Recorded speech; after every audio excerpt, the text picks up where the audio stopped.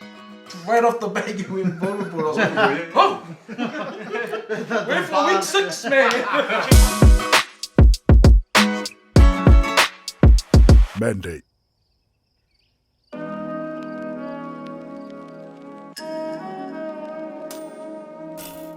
Take 2.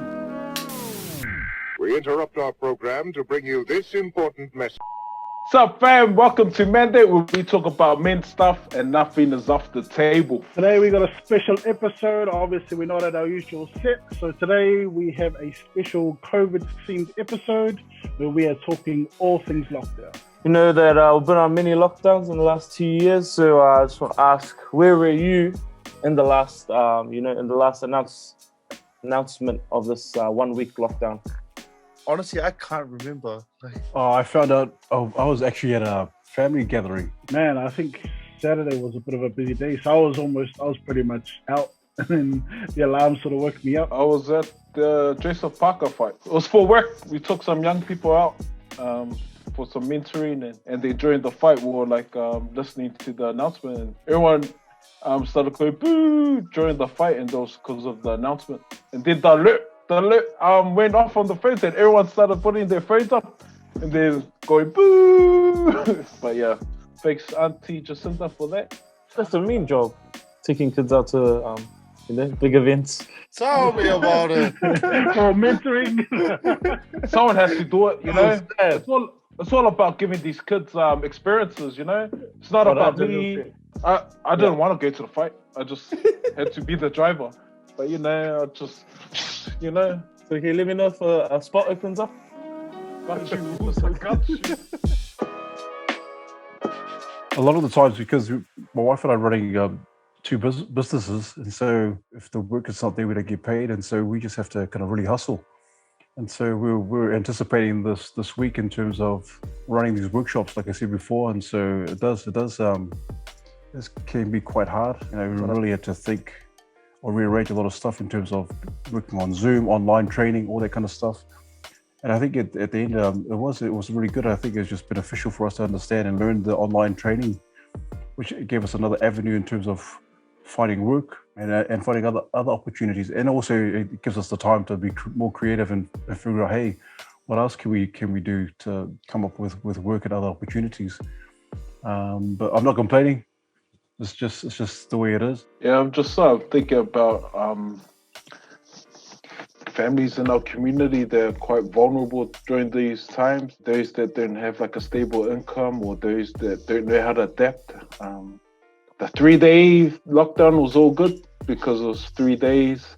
But man, as we go into a 1 week lockdown, and if it extends even more, I'm just really concerned that those who are vulnerable will just keep on getting worse. And yeah, is there any families or situations that you guys have seen where you've seen the struggle or how people have adapted during these times?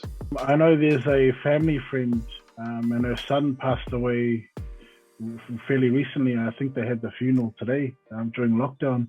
And obviously they could only have up to 10 people there, and so they try to just make it work and sort of live stream what they could, so then other friends and family could still offer their support. Really sad to see. Families have to go through it, but similar to Pete, it's really uplifting to see them come through the other end, and just to see all the support. The community and people in general, we all recognize that it's hard for each of us.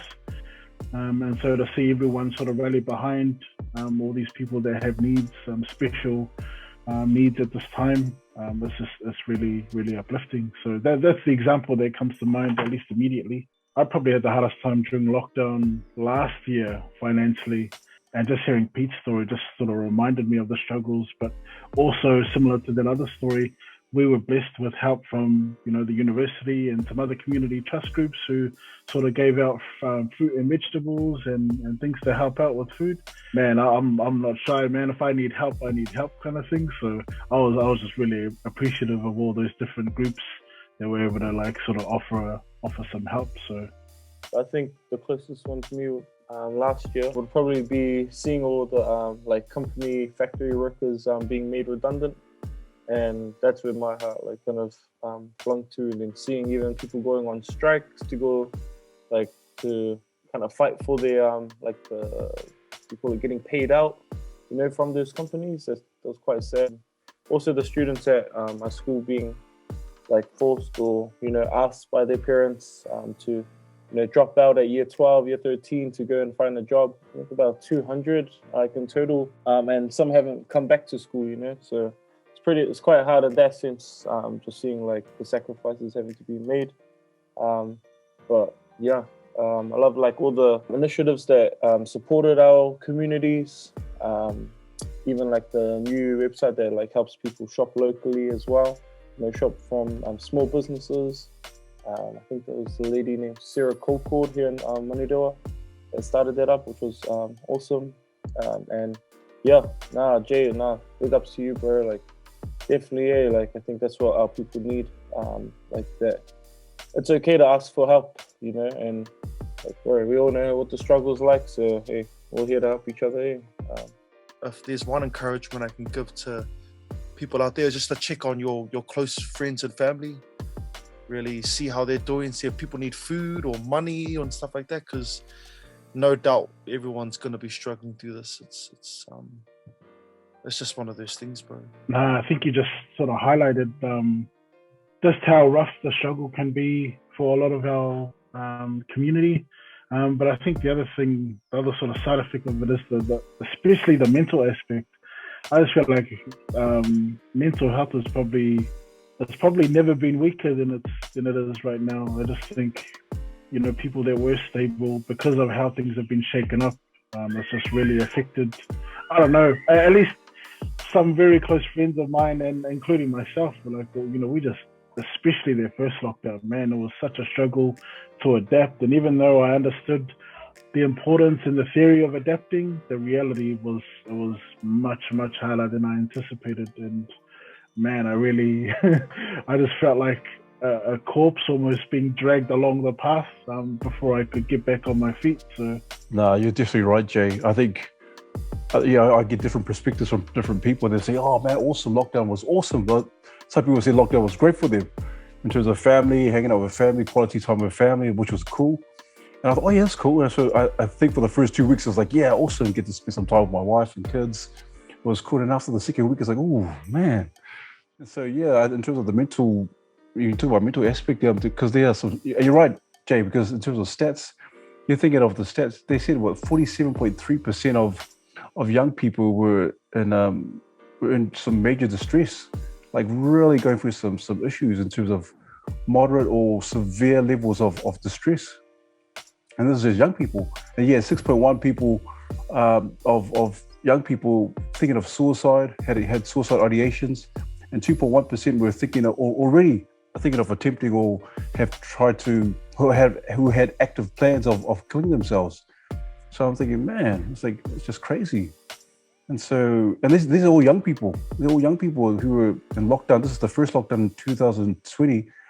And so if our young people are thinking that way, and you're thinking of the unemployment, like you were saying, Felix, a lot of people are losing their jobs. The last quarter, September 2020, they were saying that it rose from 37,000 to 151,000 people unemployed. And the thing is, I thought it would be men, but it wasn't men. It was actually the women. Women had lost their jobs. They were saying that 5.8% of women lost their jobs versus 4.8% of men. People losing their jobs, people thinking of suicide and major distress. Just crazy, man. Crazy. It's really sad. I think being able to get paid during lockdown, you know, still doing some work, yes, but I know that it's like much more minimal than being at my actual school and doing the work. And so I was grateful in that sense, but hearing that was a bit hard to kind of like accept myself really, almost getting paid to just hang around with family and stuff.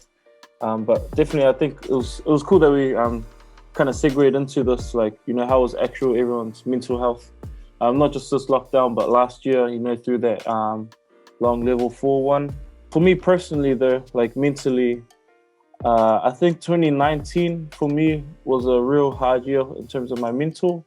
And that was just going through like some of the family stuff, family struggles, and kind of unpacking some of the things that I dealt with as a kid and that I kind of like try to bury. A lot of that stuff was coming up for me.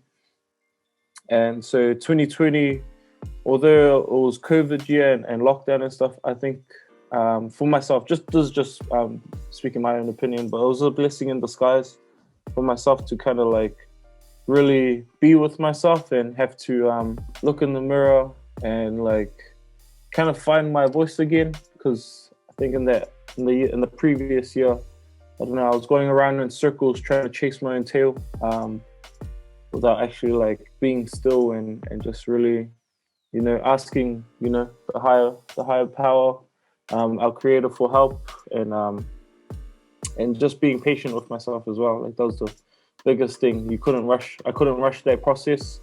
And I guess this is you know, for anyone listening out there, like if you're on your own self-development and self-healing journey, just know you can't do it alone. You know, you got to have someone to talk to, just so you can actually hear what your thoughts sound like, and then you can start piecing the puzzles of where you could improve, and you know what went not so in the right direction. And so I'm grateful for lockdown in that sense, but also still empathetic to those who have been widely affected from this. Thanks for sharing, bro.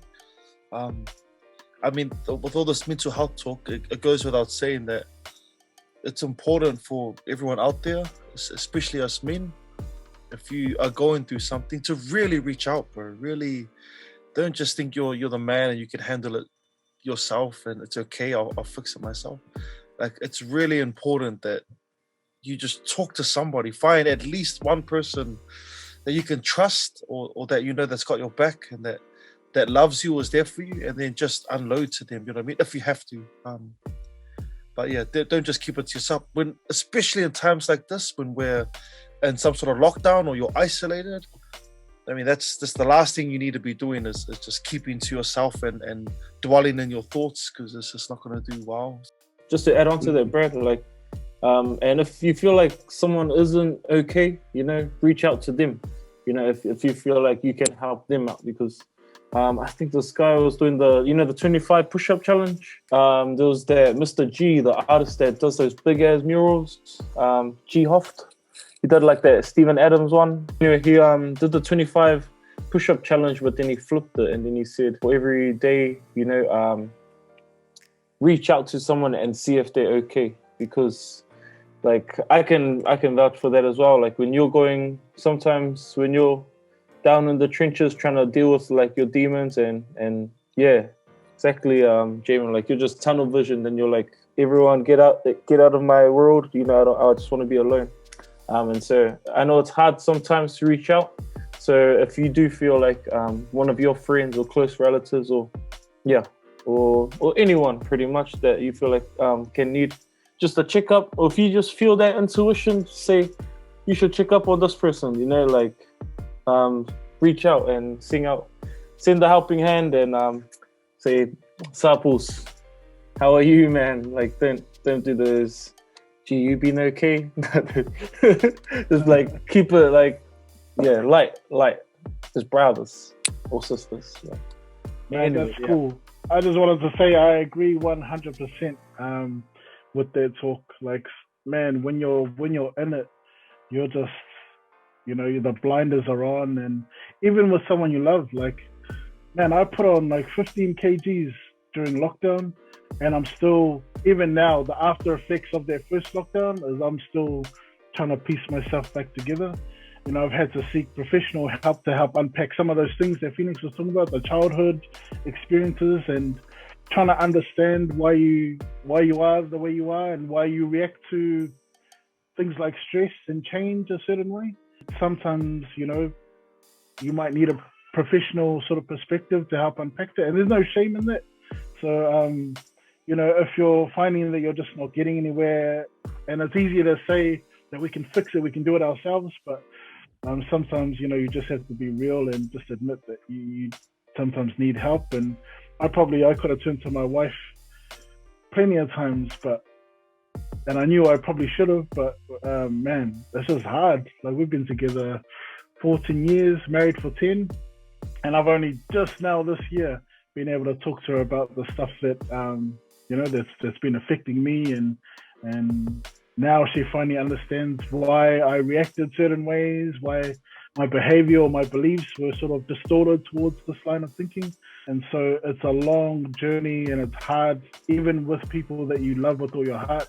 Sometimes turning to them might not feel like an option. So like Phoenix was saying, man, just trust your intuition. And the same goes for if you're perfectly fine. Sometimes I feel like it's our responsibility as people who are fine now, but have come through terrible experiences. It's on us to be proactive and to trust our instinct and intuition and reach out to the people that we feel might need a hand. It might be nothing, but it could be everything. Sharp, bro. That's cool. That was cool. That was mean.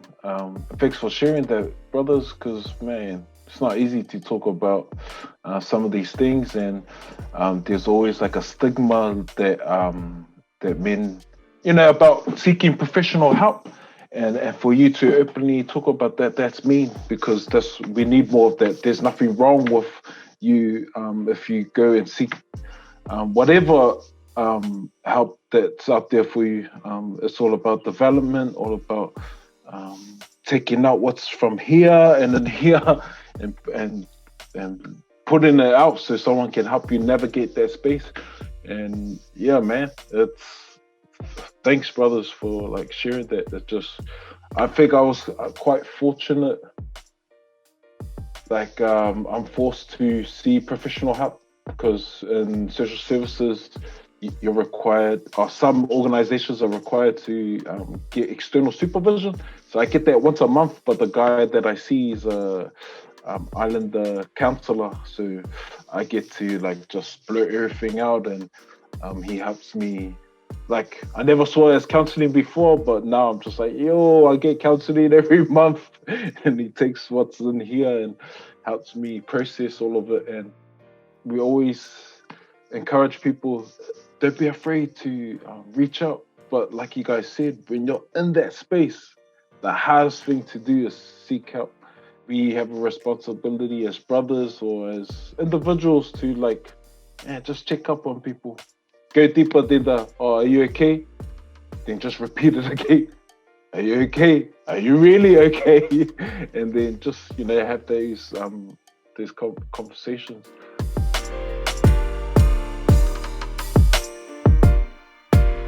So, brothers, so what are some tips, tricks, strategies, coping mechanisms that you guys have sort of come up with or learned on the way to sort of deal with this COVID business, this lockdown business? Shaq, I'm gonna be honest, brothers. I took today as like a lounging day, just because I had a quite heavy week. So rest is important. Rest is important, but also making sure you're doing your 99%ers, like drinking a lot of water throughout the day, getting out and getting mobile. Even a walk around the block is better than, no walk, just to oil your engine. Make sure your muscles are, nice and loose, and taking care of all your organs. Connecting with family as well. Don't be locked up in your room and just watching Netflix all day. Make sure you go and connect with your family, chicken, just to see how everyone else is. Help the kids if they're doing their homework, or anyone else that needs some help. Do some housework. That was a big one that helped us. We had a lot of time.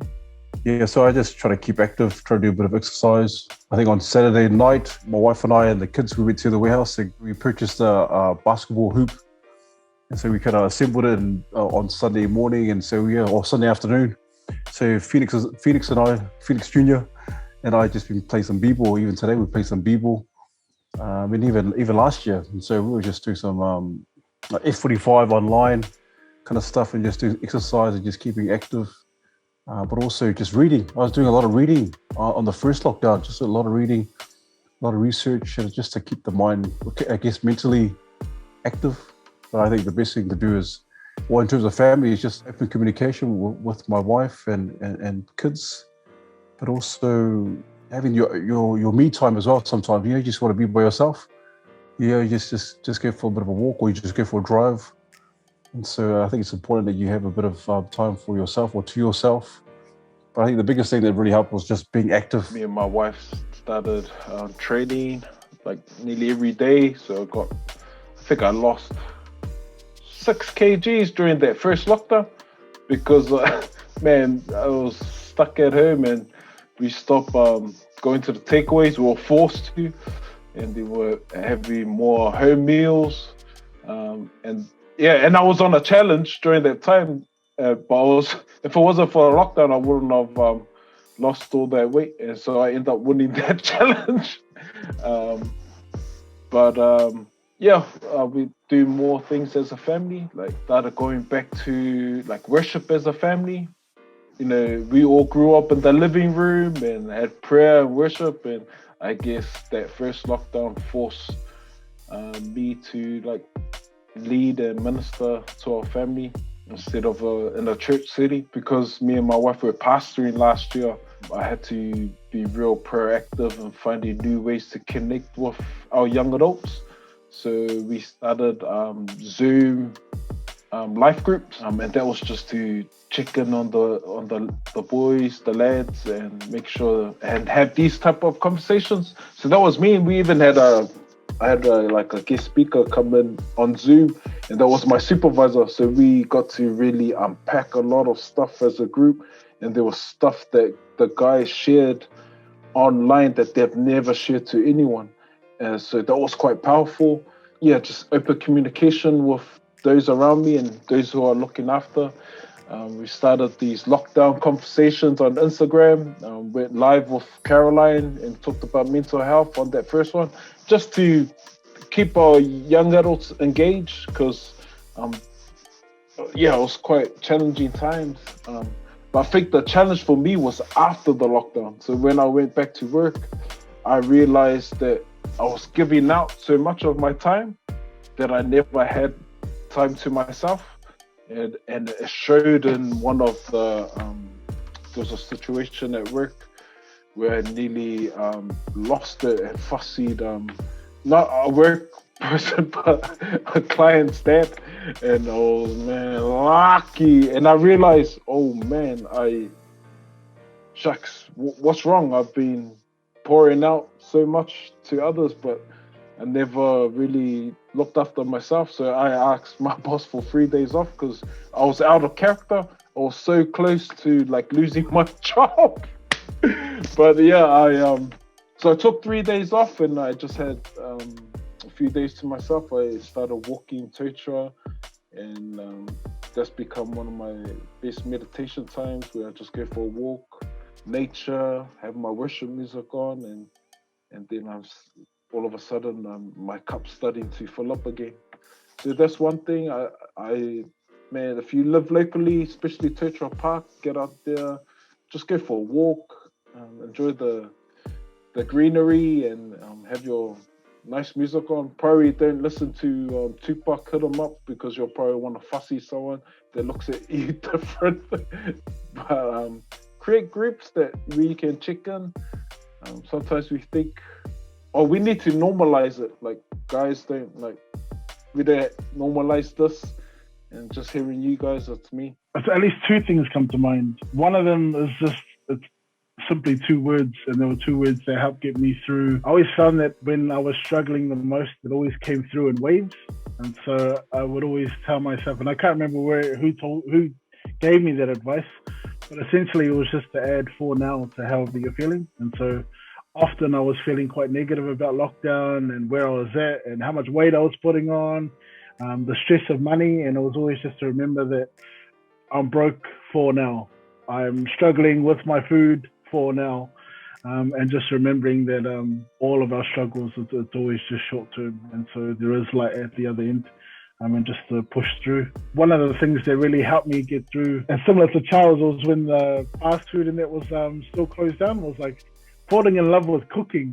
I've always obviously you can tell I love food, but I'm not the most patient person. So if there's cooking or takeout, I will take the most convenient option every single time. And so when there was no more takeaways, it was sort of just pulling from welfare cupboard. And so, we're sort of taught to try and have 3 months worth of food storage.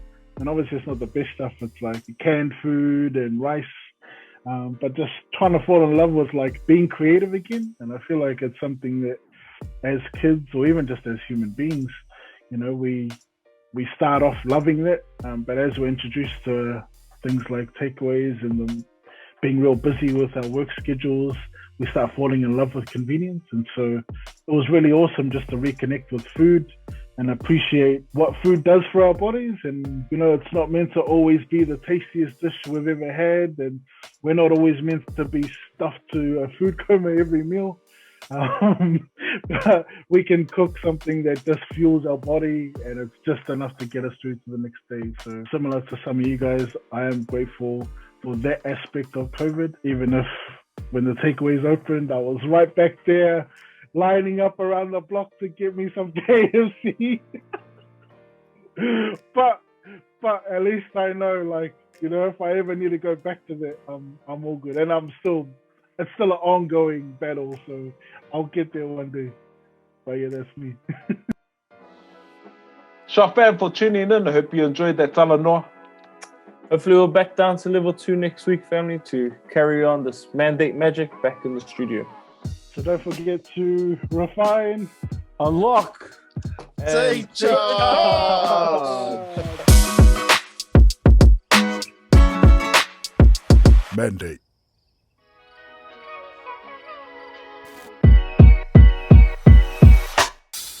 Talofa fam, thank you for tuning in and listening in on our Talanoa. Due to alert level 3, it was important to our team to discuss things pertaining to lockdown. In Auckland, this is our 4th lockdown, and although this is becoming our new norm, it doesn't mean it gets any easier. So hopefully as we continue to openly express ourselves as men and check in on each other, it encourages others to do the same. We are living in unique times, so it's important that we find ways to really look after ourselves physically, mentally and spiritually, and find coping strategies that will help us become the best version of ourselves for our families and our communities. Our hearts are with everyone out there who are finding it really difficult during these times. So please reach out to those you trust. And if you're looking for help, feel free to contact us and we will pathway you into the appropriate services and support that are out there. So thank you, much love, stay safe and keep smiling.